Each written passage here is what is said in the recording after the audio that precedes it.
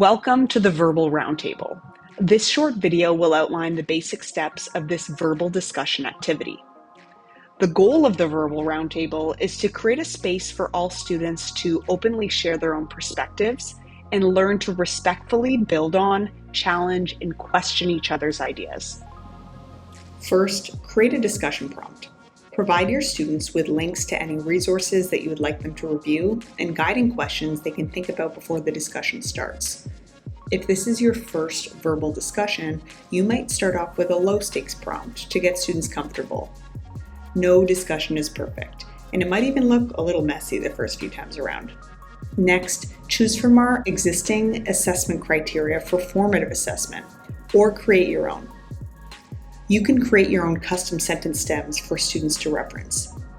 If your class is working remotely, turn the audio and video on. Next, it's time to invite your students. You can invite them by sharing the magic link, the join code, inviting by email, or by sharing directly to your Google Classroom, Teams, or Learning Management System. Students can use single sign-on with their Google or Microsoft accounts to join the discussion. After joining the discussion, students will see resources and guiding questions in the prompt. You might want to give them 5 minutes to take down notes of what they want to say before the discussion starts. As a teacher, you're the only one who can see each of the students' notes. When you're ready to start the verbal roundtable, press the Start button.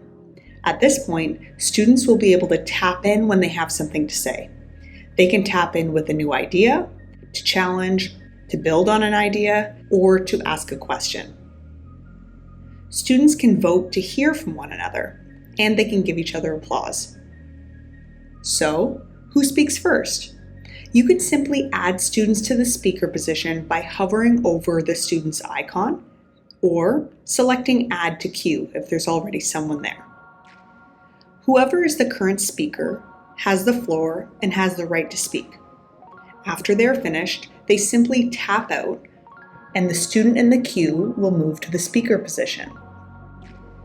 If you'd like, you can even assign a student as the moderator to control who speaks next. Teachers can nudge students to encourage them to participate or give them feedback in real time. You can click on any student to take notes about their participation, assess their contributions, or view data about their tap-ins or their notes. At the end of the discussion, you can provide personalized feedback to each student. Click the Summary tab at any point to see class-wide analytics like participation rates, speaking time, tap-in types for the class, and individual students. Teachers can also see a summary table of engagement by each individual student. We recommend taking 5 or 10 minutes at the end of class to discuss the quality of the discussion with your students. This reflection can be really powerful and will support the development of skills in subsequent discussions with your class. Setting class goals for next time is a great way to make growth a collective effort. That's a wrap. You can access this video at any time by clicking the eye icon in the top right corner of your roundtable. And last but not least, click the chat bubble at any time and one of our instructional strategists will be happy to answer your questions. Stay curious.